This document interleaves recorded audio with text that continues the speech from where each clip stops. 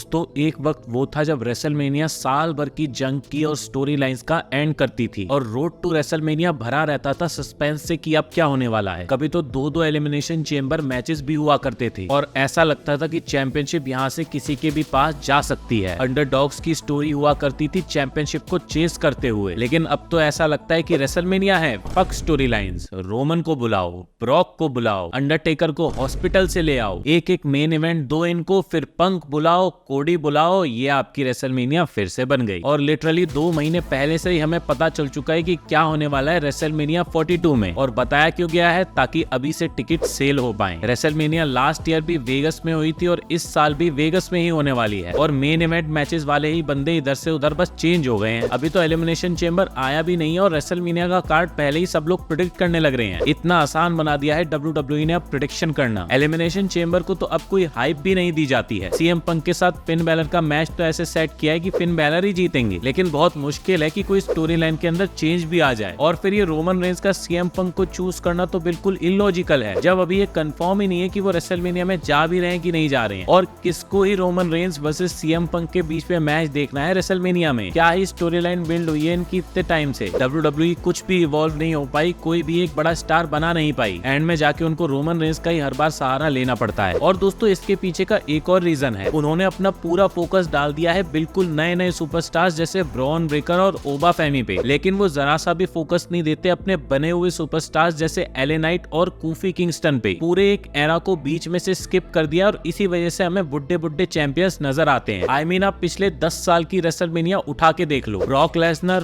Roman Reigns, बस यही main event करते आपको नजर आएंगे। और यहाँ मैं कोई रोमन रेंज का क्रिटिसिज्म या ब्रॉक लेसनर का क्रिटिसिज्म नहीं कर रहा हूँ, मैं यहाँ पे WWE का क्रिटिसिज्म कर रहा हूँ कि वो कोई और उनके जैसा बंदा बना ही नहीं पाई। 10 साल हो गए हैं, कोई भी वर्कहॉर्स चैंपियन हो वो मेन इवेंट तक पहुंच ही नहीं पाता। आई मीन एजे स्टाइल्स कितने अच्छे वर्कहॉर्स चैंपियन थे, लेकिन उनको मेन इवेंट रेयरली ही मिलता था। सुपरस्टार्स को बनाया नहीं जाता, स्टोरी लाइंस को बिल्ड नहीं किया जाता और एक्सपेक्ट किया जाता है कि जल्दी से टिकट सेल हो जाए रेसलमेनिया की। अरे भाई बस तो क्रिएट करो, कोई क्वेश्चन मार्क तो लाओ, कोई स्टोरीज तो लेके आओ। WWE अब बस फोकस करता है शॉर्ट टर्म व्यूअर्स के ऊपर, जो बस रॉयल रंबल, रेसलमेनिया जैसे इवेंट्स को देखते हैं। और जो रियल फैंस हैं, जो हर रॉ स्मैकडाउन देखते हैं और स्टोरी लाइंस को देखते हैं, उनकी कोई वैल्यू मेरे को लगता है बची ही नहीं है। भाई मेन इवेंट के लिए तो एटलीस्ट साल भर एक बढ़िया स्टोरी लाइन बनाओ और एंड में जाके उसको रेसलमेनिया में फिनिश करो। 10 साल से बस यही हो रहा है कि कोई ना कोई पार्ट टाइमर मेन इवेंट में आएगा और मेन इवेंट लेके चला जाएगा। कोडी वर्सेस रोमन का जो पार्ट 2 मैच था उसके अंदर भी पूरी कोशिश की थी द रॉक को घुसाने की, वो तो ऑडियंस का बैकलैश देख के द रॉक पीछे हट गए, वरना फिर से एक पार्ट टाइमर ले जाता मेन इवेंट को। सीएम पंक तो फिर भी मुझे लगता है कि अपने टाइटल को डिफेंड कर रहे हैं और हर वीक आ रहे हैं, क्योंकि उनके साथ भी उनके करियर में ये सब हो रखा है तो वो समझते हैं इस चीज को। लेकिन उनको भी कोई भी स्टोरी लाइन में राइवलरी अच्छी नहीं दी जा रही है। आई मीन लास्ट उनकी राइवलरी अच्छी ड्रू मैकिंटायर के साथ में ही हुई थी। बाकी देखिए दोस्तों, मैं सिर्फ प्रॉब्लम की नहीं सॉल्यूशंस की भी बातें करता हूँ, और यहाँ से अगर मुझे मौका मिले रेसलमेनिया तक का रास्ता चेंज करने की तो मैं ये चीजें जरूर करूंगा, क्योंकि अभी भी रेसलमेनिया 42 को बचाना पॉसिबल तो है। सबसे पहले अगर मैं एलिमिनेशन चेंबर की ही बात करूं तो हमें थोड़ा सा आउट ऑफ द बॉक्स सोचना होगा और एले नाइट को यहाँ पे चेंबर को जीतना चाहिए। जी हाँ दोस्तों, एले नाइट और ड्रू मैकिंटायर के बीच में अंडरडॉग्स का बैटल हो सकता है, जहाँ पे ड्रू मैकिंटायर इतनी मुश्किल से अब जाके चैंपियन बने हैं। वहीं एले नाइट की स्टोरी भी ड्रू मैकिंटायर से कम नहीं रही है और दोनों में से कोई भी जीते, जैसे ही जीतेंगे फैंस इमोशनल तो हो जाएंगे। और सस्पेंस की बात करें तो वो तो ये स्टोरी लाइन सुनते ही बनने लगा है। और अब बात करें वर्ल्ड हैवीवेट चैंपियनशिप की, तो रोमन रेंज अगर जीत गए रॉयल रंबल तो वो तो मैच में होने ही वाले हैं, लेकिन सीएम पंक के साथ साथ फिन बैलर को भी इस मैच के अंदर ऐड किया जा सकता है। आई नो फिन बैलर थोड़ा सा out of the box sound कर रहे होंगे, लेकिन सोचिए अगर डीमन किंग रेसलमेनिया के अंदर आके टाइटल को लेके चले जाते हैं, वो भी सीएम पंक और रोमन रेंज के बीच में से, वो चीज कितना बड़ा पुश देगी फिन बैलर को और कितना बड़ा शॉक देगी सबको। इवन अगर फिन बैलर नहीं भी जीतते हैं लेकिन डीमन किंग बन के आते हैं तो एक सस्पेंस तो बनेगा कि आखिर ये रेसलमेनिया कौन जीतने वाला है। वहीं कोडी रोड्स को दोस्तों 1 साल तो अब मिड कार्ड के अंदर देना चाहिए। जेकब फाटू के साथ में उनका हेल इन अ सेल मैच सेट किया जा सकता है और जिसके अंदर स्पेशल गेस्ट रेफरी बनाया जा सकता है सैमी ज़ेन को। और बहुत अच्छे बन लिए सैमी और कोडी, सीधा सैमी और कोडी दोनों का ही हील टर्न करवा दो, दोनों को टैग टीम बना दो और 1 साल तक टैग टीम बना के रखो, कुछ नया और फ्रेश फैंस को देखने को मिलेगा। वही डोमिनिक मिस्टीरियो को भी दोस्तों एक अच्छी स्टोरी लाइन मिल सकती है। डोमिनिक बोले कि यूएस टाइटल का ओपन चैलेंज ही क्यों होता है, आईसी टाइटल का ओपन चैलेंज मैं करूंगा, और उनको सीधा चैलेंज करने आ जाए ब्रॉक लेसनर। 100 सुप्लेक्स मार के उनको व्हील चेयर पे भेज दें और आईसी टाइटल को उनसे एलिमिनेशन चेंबर के अंदर जीत लें। वहीं फिर ओबा फेमी ब्रॉक लेसनर को आईसी टाइटल के लिए चैलेंज कर सकते हैं। सोचिए इस मैच से आईसी टाइटल की वैल्यू कितनी ज्यादा बढ़ जाएगी। साथ ही दोस्तों अब गुंथर को रैंडी ओटन चैलेंज कर सकते हैं और यहाँ पे career killer versus legend killer के बीच में एक मैच हो सकता है, जिसमें नो डाउट अगर रैंडी ओटन भी मैच को जीत जाते तो गुंथर का कोई पुश रुकने नहीं वाला। लेकिन ये चीज जरूर प्रूव हो जाएगी कि गुंथर भी हार सकते हैं करियर वाले मैचेस के अंदर। अगर दोस्तों इस तरह कार्ड को सेट किया जाए तो इसके अंदर अंडरडॉग्स भी होंगे, लेजेंड्स भी रह सकते हैं और स्टोरी लाइंस तो देखो इतनी जल्दी मैं भी नहीं बना सकता हूँ, उसके लिए पूरा साल तो चाहिए ही। और इस तरीके से एक अच्छा सस्पेंस तो क्रिएट हो सकता है रेसलमेनिया 42 के लिए। लेकिन आप लोगों को पता ही है ट्रिपल एच और टीकेओ को नोट गिनने से फुर्सत तो मिले तब जाके तो ये सब करेंगे। हाँ, रेसलमेनिया 42 के लिए मेन इवेंट सोच लिया है, सीएम पंक वर्सेस रोमन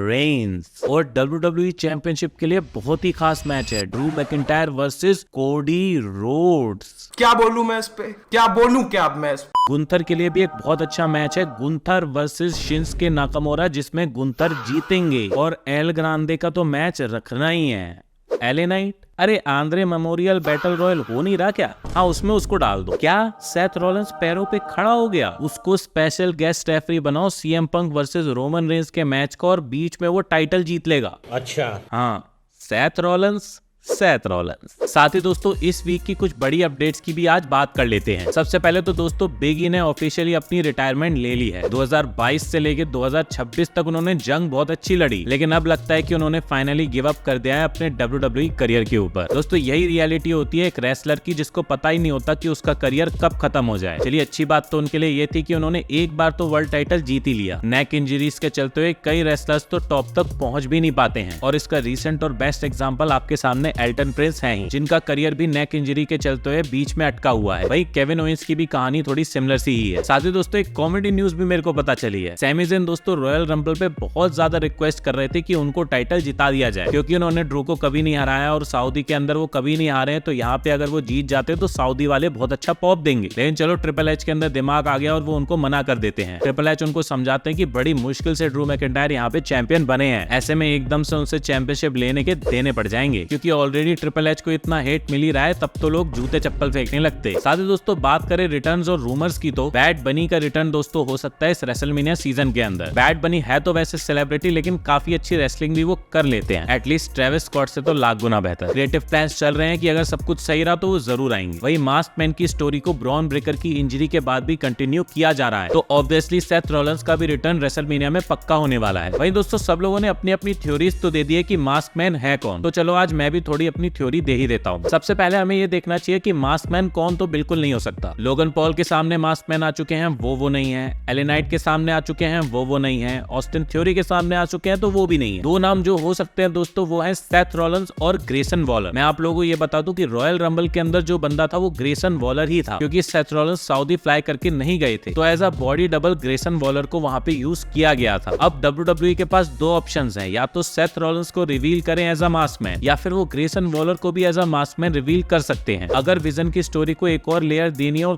थोड़ा सा टैग टीम की तरफ शिफ्ट करना है तो ग्रेसन वॉलर मास्क मैन बनाए जा सकते हैं। भाई अगर इसी रेसलमेनिया में सारा निपटारा करना है तो सेथ रॉलिंस को मास्क मैन बना के रिवील किया जा सकता है। तो दोस्तों ये थे कुछ अपडेट्स इस वीक के। अब मिलता हूँ आपको नेक्स्ट वीडियो के साथ में, तब तक के लिए सायोनारा।